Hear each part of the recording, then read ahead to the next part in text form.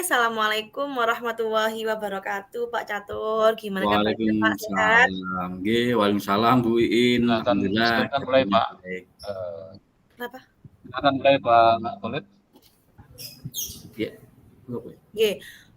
Pak Catur, mungkin di pertemuan kali ini Bapak sama saya kan mungkin ada sesuatu hal atau unik-unik yang ingin disampaikan berkaitan dengan Iya, Bu. apa mungkin? Silakan, Pak, mungkin. Iya, Bu. Memang ini berhubungan dengan proses pembelajaran yang ada di kelas saya. Jadi Nggih. beberapa murid yang ada di kelas saya itu kalau saya lihat, saya amati mereka Mulai Pak. kurang mandiri dalam belajar. Bahkan ada Gitu. beberapa dari mereka itu sering tergantung pada petunjuk langsung dan tidak aktif dalam mencari materi tambahan. Oh, gitu. Nggih, Pak. Iya. Nggih. Saya paham. Jadi, berarti kemandirian itu memang salah satu aspek yang penting ya, Pak, ya? Bagaimana Betul. dalam proses belajar itu bisa menciptakan suasana murid yang mandiri tentunya. Lalu Bapak menyikapi hal tersebut bagaimana, Pak? Apa yang kurang dari kemandirian murid itu? Betul. Jadi sebenarnya masalah kemandirian itu kalau saya amati memang sangat berpengaruh pada nantinya pada kinerja ataupun pada prestasi untuk bahkan semangat belajar anak-anak, sehingga pastinya dari situ saya berusaha bagaimana nanti untuk mencari solusi. Ya, betul, Mungkin betul. dari sharing kita ini nanti mungkin Bu In bisa membantu kita, membantu saya khususnya untuk mencari solusi dari permasalahan yang ada di kelas saya. Nggih, betul. Benar, Pak. Jadi memang kebiasaan anak-anak yang mungkin banyak faktor juga nggih, Pak, nggih. Mungkin yang menyebabkan anak-anak itu mungkin kurang mandiri. Nah, lalu Pak Catur bagaimana cara menyikapi anak-anak atau murid-murid yang perilakunya itu kurang mandiri, Pak? Nah, yang jadi permasalahan saya memang mungkin selama ini saya memikirkan cara bagaimana supaya anak-anak itu nanti bisa belajar secara mandiri, karena memang permasalahan ini merupakan permasalahan yang memang sebenarnya sudah saya rasakan, sehingga cara dan bagaimana saya mengatasi masalah ini salah satunya saya harus selalu berusaha memberikan pembelajaran yang inovatif, karena pada dasarnya pembelajaran yang saya harapkan itu tidak tergantung saya sebagai sumber belajar, tetapi karena memang kenyataannya waktu pembelajaran anak-anak itu selalu tergantung pada materi yang saya ajarkan. Iya. Lalu ini Pak, iya betul. Lalu seberapa antusias Pak ketika jenengan tadi kan memfasilitasi mereka dengan metode pembelajaran yang aktif, interaktif gitu nggih. Lalu mereka ini menyikapinya gimana ketika jenengan sudah memberikan media atau memberikan pelayanan yang terbaik? Pada mulanya, betul. Pada mulanya memang kita harus mengarahkan dulu ke anak-anak, karena pada dasarnya sesuatu yang kita paksakan dan sesuatu yang mungkin tidak biasa bagi mereka itu mungkin sesuatu yang sulit. Tetapi dengan kita melakukan pembiasaan pembelajaran, dengan kita mencari menganjurkan anak ke beberapa konten-konten yang pastinya lebih mengajak mereka untuk belajar mandiri, insya Allah mereka termotivasi. Itu. Betul Pak. Saya setuju dengan apa yang disampaikan Pak Catur. Jadi ketika guru memberikan pelayanan yang maksimal kepada murid, tentunya kan kita tuh berharap murid ini bisa maksimal belajarnya, seperti itu nih Pak. Lalu ketika Pak Catur memberikan metode seperti itu, mungkin ada hal-hal yang yang membuat anak-anak ini akhirnya berubah. Dalam arti berubah itu akhirnya mereka jadi lebih baik lagi. Yang awalnya dulu mungkin kurang mandiri, sekarang secara step by step mungkin lebih mandiri lagi, Pak. Mungkin metode apa yang jenengan betul. Sempat saya pikirkan atau mungkin saya merancang sebuah cara agar pembelajaran mereka pun menjadi lebih mandiri. Salah satunya saya buat atau mungkin saya menganjurkan anak-anak untuk membuat jadwal pribadi. Artinya anak-anak itu belajar di rumah itu tanpa tergantung pada saya sebagai guru yang ada di kelas. Dengan jadwal pribadi yang mereka buat, pastinya mereka juga nanti punya konsekuensi, mereka juga pastinya punya alur belajar sehingga Iya. paling tidak apa yang saya sampaikan di rumah sebagai pembelajaran di rumah itu mereka juga antusias untuk melaksanakan. Jadi tidak tergantung pada pembelajaran di kelas saja. Betul.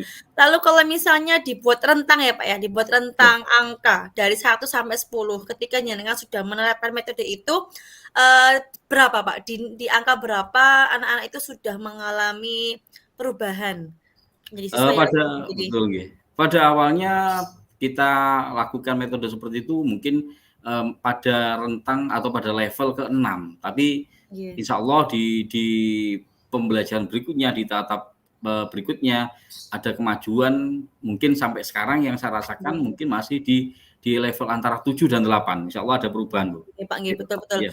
Jadi menurut saya memang metode atau ide yang jenengan sampaikan tadi itu bagus Pak ya, untuk memberikan pelayanan yang terbaik buat anak-anak. Selain anak-anak itu dikenalkan dengan media pembelajaran yang saat ini lebih mengarah ke era digitalisasi ya Pak ya. Ya. Jadi secara tidak langsung itu anak-anak itu juga diberi kepercayaan. Betul. Jadi di sini anak-anak itu lebih mungkin kita sebagai guru tentunya kan ingin yang terbaik buat anak-anak ya Pak ya. Lalu seberapa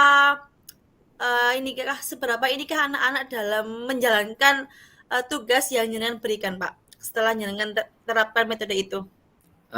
Dengan jadwal belajar yang mereka buat, paling tidak anak-anak itu sudah intent untuk melaksanakan tugas tersebut. Cuman memang permasalahan kalau kita hanya memberikan metode hanya sebagai penugasan dalam bentuk LKS atau LKPD, saya kira anak-anak juga kurang antusias. Maka dari itu saya rancang sebuah metode untuk penugasan melalui kuisis atau atau mungkin beberapa aplikasi seperti Jamboard atau Padlet sehingga betul mereka menjadi antusias sehingga tugas-tugas yang mereka kerjakan itu paling tidak mereka juga melaksanakan karena dengan sistem atau dengan metode seperti itu mereka lebih bervariasi juga ya Pak ya. Dan lebih menyenangkan mereka. Ya. Tentunya kan kita kan memberikan pelayanan yang terbaik sehingga anak itu tidak merasa bosan di dalam lingkungan kelas. Misalnya ketika di rumah mereka mungkin belajarnya mungkin kurang maksimal, akhirnya di sekolah itu terfasilitasi. Lalu ini Pak, bagaimana jenengan menyikapi ketika ada anak-anak yang mungkin ketika jenengan sudah memberikan metode yang terbaik, memberikan pelayanan terbaik, mungkin dari sekian persen masih ada anak yang masih belum mandiri dari segi tanggung jawabnya mungkin? Ya, itu sudah kami pikirkan Bu untuk mengatasi kondisi seperti itu. Kami pastinya juga berkomunikasi dengan wali murid agar memantau pembelajaran mereka di sekolah maupun di rumah, sehingga tanggung jawab pembelajaran itu tidak hanya pada guru sebagai pengajar yang di sekolah, tetapi pastinya orang tua di rumah yang punya waktu lebih banyak itu juga pasti akan lebih bertanggung jawab terhadap pendidikan mereka. Berarti dibutuhkan kerjasama ya Pak ya, jadi tidak hanya antara murid dengan guru, tapi juga guru, murid dan juga orang tua. Karena memang orang tua ini kan waktunya lebih banyak di rumah dengan anak-anaknya juga. Jadi saya setuju dengan apa yang disampaikan Pak Catur.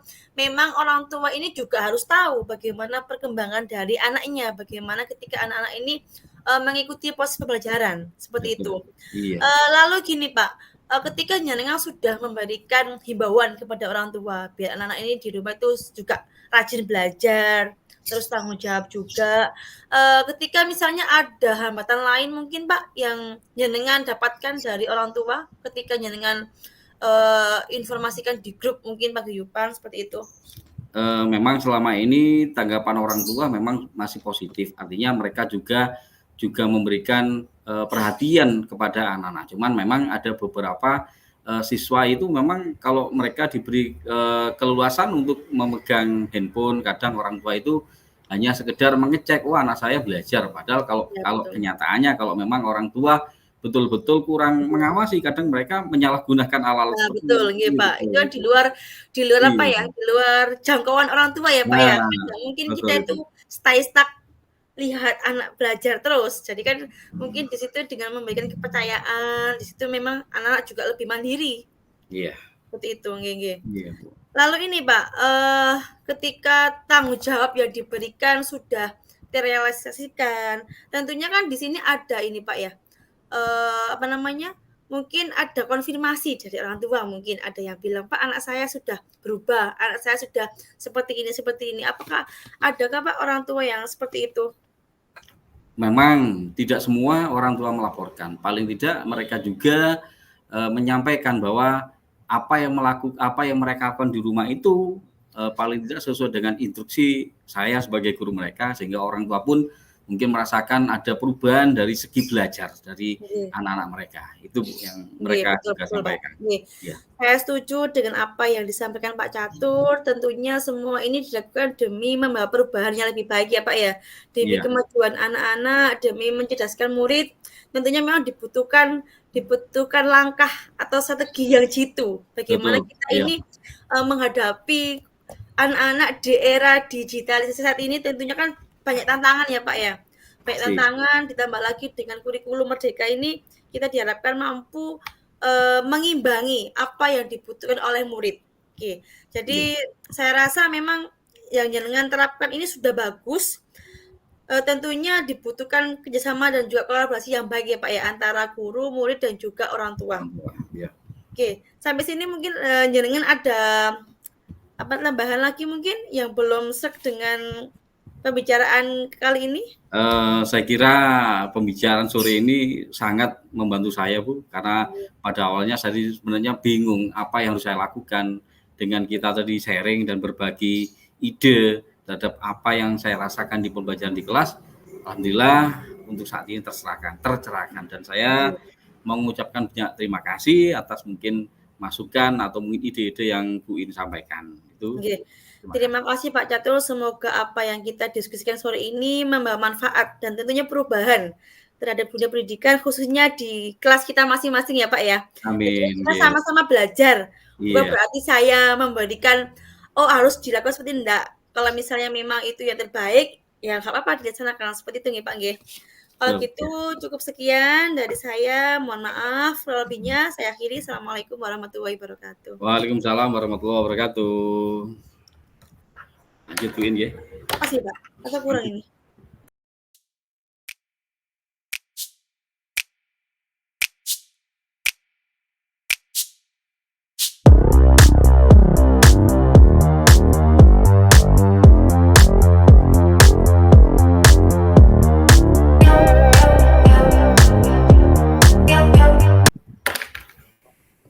Assalamualaikum warahmatullahi wabarakatuh. Selamat sore Bu Iin, bagaimana kabarnya hari ini?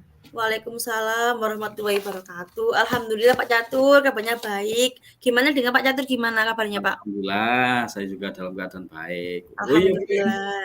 Ngomong-ngomong, saya dengar atau mungkin kemarin Bu In sempat sampaikan ke saya kalau kita ingin diskusi lah.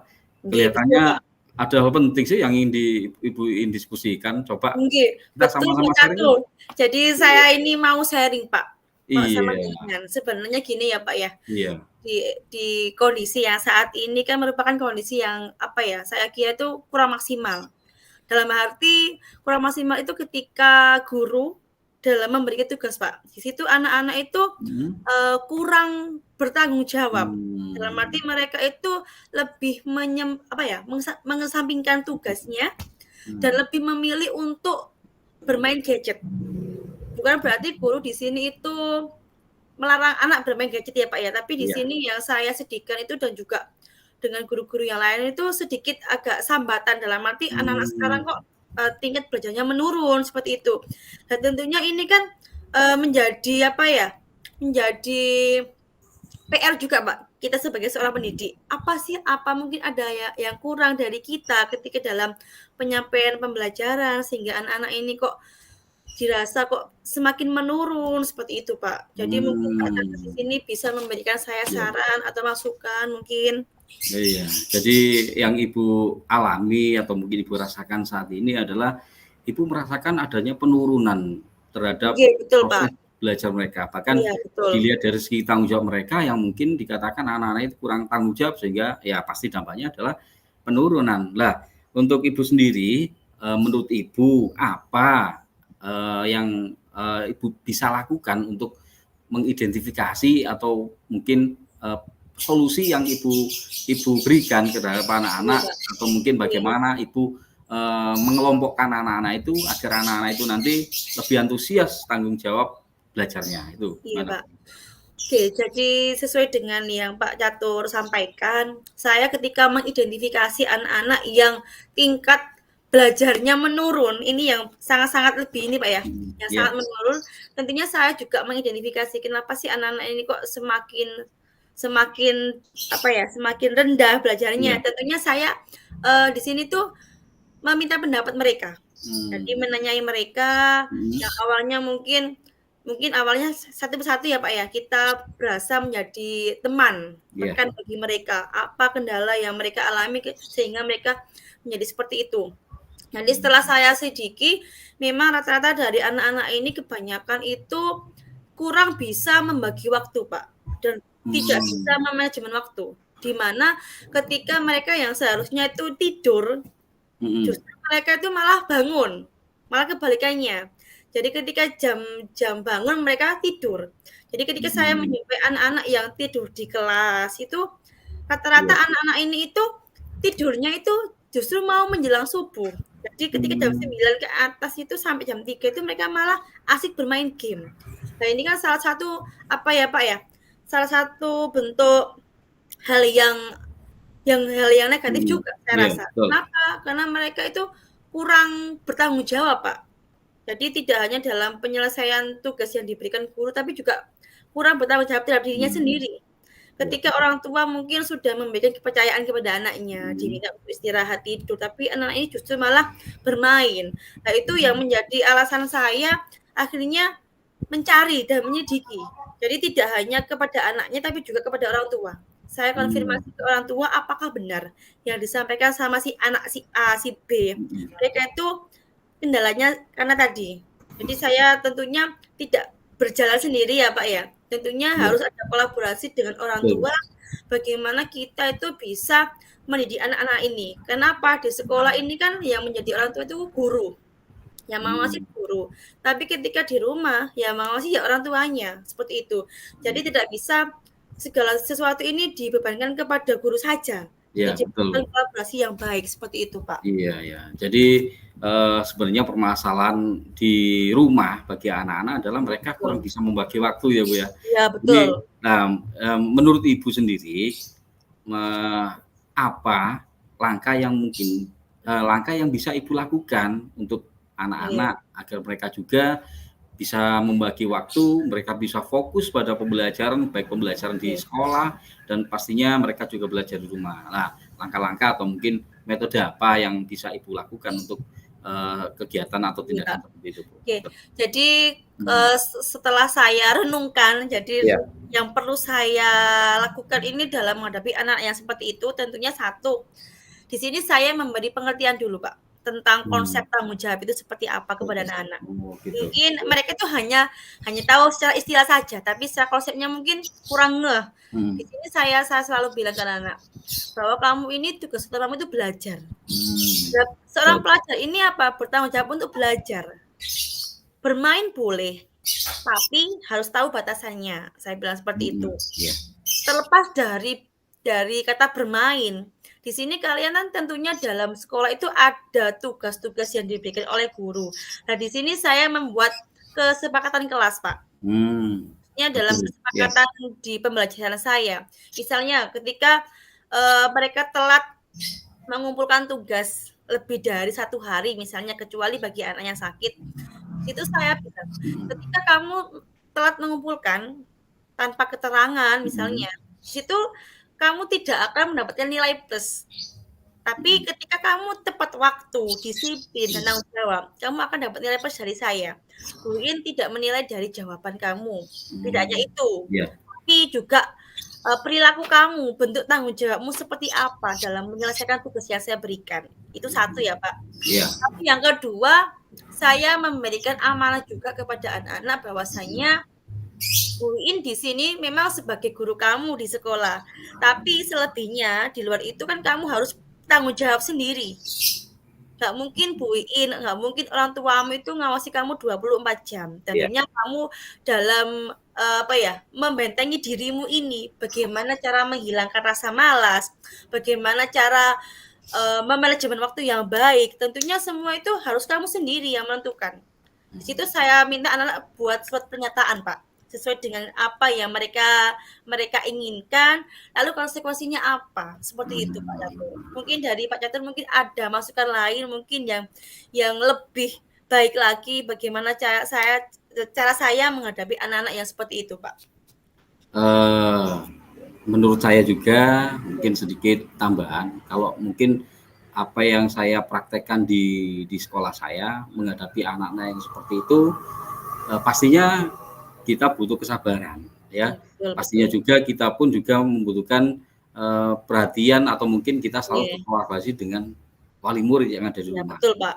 untuk selalu Ya, betul. memantau apa yang mereka lakukan. Betul, Paling betul. tidak Iya. kita sebagai guru pun tidak menjadi sasaran pembelajar atau Iya, mungkin betul, Pak. menjadi mengapa kok anak-anak prestasi saya itu menurun. Nah, Iya, itu betul. mungkin yang bisa saya Iya, betul. Karena memang sampaikan begitu. Iya, Pak, karena memang segala bentuk metode itu tidak bisa Iya. berjalan dengan baik tanpa adanya Betul. kerjasama yang baik juga. Iya. Jadi ketika di sekolah itu guru sebagai power utamanya, bagaimana kita bisa Iya, mengendalikan anak-anak kita. Dan di rumah pun juga seperti itu, berarti orang tua juga harus berperan. Jadi Iya, bukan betul. berarti itu kita harus ya udah dibiarkan, biar gurunya aja yang mendidik, bukan Ya. seperti itu kan, Pak, ya. Tentunya Iya. ini harus selalu berkoordinasi, berkolaborasi dengan wali murid bagaimana anak-anak ini bisa belajar dengan baik, bisa tanggung jawab dengan Iya. baik, bisa menyelesaikan tugasnya yang diberikan dengan baik. Seperti itu, Pak. Betul. Mungkin Ibu bisa menceritakan atau bisa menjelaskan kira-kira bukan apa mungkin rencana nyata yang mungkin nantinya pasti bisa terrealisasi ke anak-anak, sehingga pastinya pembelajaran di sekolah atau di kelas Ibu nanti pasti ada peningkatan. Mungkin bisa ceritakan, Ibu. Ya, betul, Pak. Jadi rencana aksi nyata yang bisa saya terapkan, yang pertama tadi, Pak, ya, sesuai yang sempat saya singgung tadi di awal, bahwa kita itu memberikan amanah kepada anak-anak. Jadi selain mengenalkan konsep yang kita berikan kepada anak-anak, bahwa tanggung jawab itu apa sih? Tanggung jawab itu seperti apa sih? Gimana kita kalau misalnya tidak berperilaku dengan tanggung jawab yang penuh, apa nanti dampak yang kita peroleh? Seperti itu kan ya, Pak, ya? Iya. Nah, di sini anak-anak tentunya ketika mengerjakan tugas yang diberikan, mungkin awalnya mereka yang dari kodrat alamnya mereka sendiri memang anak yang mungkin berkebutuhan khusus dalam arti ya memang SDM-nya pas-pasan. Mungkin dari anaknya itu kan kurang semangat ya, Pak, ya? Iya. Jadi kita itu bisa bekerjasama dengan temannya. Jadi menjadi rekan sejawatnya, dibentuk kelompok, di situ mereka diberikan tugas di mana semua anggota wajib berperan. Seperti itu. Ya. Ketika menyusun laporan, saat presentasi, saat tanya jawab, saat menjadi notulen, jadi semua itu berperan. Nah, di situ kan salah satu bentuk cara atau strategi yang bisa kita kenalkan kepada anak-anak bahwa kita ketika bertanggung jawab berarti kita bisa mampu untuk menyelesaikan apa yang diperintahkan oleh guru sesuai dengan job desk-nya masing-masing. Itu ketika tugas berkelompok ya, Pak, ya. Lalu untuk yang kedua, ketika tugas individu, bagaimana kita bisa menanamkan tanggung jawab ini, yaitu pertama kita buat kesepakatan. Batas pengumpulan tugas maksimal pukul 12.00. Nah, ketika di atas jam 12 itu mereka belum mengumpulkan, berarti mereka secara gak langsung kan mungkin merasa, oh iya, berarti harus saya selesaikan sebelum jam 12. Jadi mereka itu juga harus punya kesadaran penuh, Pak, di sini. Bagaimana bisa bertanggung jawab terhadap tugas yang diberikan oleh guru. Seperti itu, Pak Catur. Ya, betul. Nah, sekarang mungkin kita berada di ujung diskusi kita. Mungkin waktu kita juga nggak banyak. Di sini saya ingin menanyakan kira-kira kapan kira-kira Ibu bisa menerapkan mungkin metode atau strategi yang Ibu sudah rancang atau mungkin sudah pikirkan ke anak-anak, sehingga pastinya nanti ada perubahan dan mungkin bisa Ibu ceritakan sampai di level berapakah kalau mungkin Ibu juga sudah melakukan perubahan atau metode seperti ini? Silakan. Iya. Jadi tahap pertama kan kita harus mengidentifikasi tadi Pak ya. Identifikasi seberapa persen sih anak-anak ini tingkat kemalasannya itu menurun. Tingkat tanggung jawabnya menurun. Nah, di sini saya harus sesegera mungkin membuat strategi untuk mengantisipasi hal tersebut agar tidak berlarut-larut. Dan tentunya saya juga berkoordinasi dengan orang tua. Bagaimana kita itu bisa membimbing anak-anak ini tuh agar dia lebih baik lagi. Nah, dari rentan angka tadi antara 1 sampai 10, Pak. Yang awalnya tadi 5, saya berharap setidaknya di angka 8. Jadi anak-anak ini setidaknya step by step itu mengalami perubahan kenaikan gitu loh Pak. Meskipun nggak langsung, tapi mereka itu bisa berjalan sesuai dengan kodrat alam yang mereka miliki. Betul. Jadi kan kita kan sebagai guru kan memang harus menuntun ya Pak ya, menuntun, mengarahkan, tidak boleh memaksakan. Tapi bukan berarti kita akhirnya membiarkan mereka untuk ya udah dijalan enggak. Tapi kita tetap dalam pengawasan. Makanya di sini seperti yang Pak Catur bilang tadi ya Pak ya, tentunya butuh dukungan dan juga sama yang baik dengan orang tua. Kita harus selalu mengkomunikasikan perkembangan anak-anak. Jikalau memang dari beberapa metode yang kita terapkan ini belum berhasil atau belum maksimal, mungkin kita bisa sharing ke teman-teman yang lain bagaimana sih cara menyikapi anak si A, si B itu. Mungkin ada perlakuan khusus atau mungkin ada hal-hal yang membuat anak itu nggak bisa berubah seperti itu Pak. Ini mungkin terakhir Bu, mungkin bisa saya sampaikan dari apa yang sudah Ibu sampaikan tadi, apa yang Ibu dapatkan sih dari percakapan atau diskusi yang kita lakukan ini gitu Bu? Setelah saya berdiskusi dengan Pak Catur, alhamdulillah saya menambah pengetahuan saya bagaimana cara menghadapi siswa atau murid yang berperilaku seperti itu. Jadi bisa mencerahkan saya ketika anak-anak misalnya mengalami perubahan yang semakin menurun, terus kita berikan metode yang terbaik seperti itu Pak. Jadi dengan diskusi kali ini saya tuh tentunya membawa perubahan bagi saya sendiri juga Pak. Diberi penguatan bahwasanya kita sebagai guru memang nggak boleh sambat.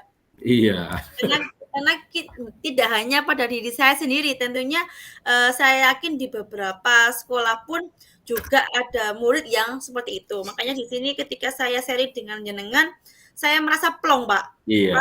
Merasa lebih beban yang selama ini dialami sedikit lebih berkurang seperti itu. Jadi bahwasanya kita bisa saling menguatkan, bisa saling memberikan inspirasi, memberikan perubahan yang baik bagi itu Pak. Kalau biasa saya tambahkan, pastinya dalam pembelajaran yang kita lakukan di kelas, di sekolah, kita pastinya harus selalu tetap berkolaborasi dengan wali murid.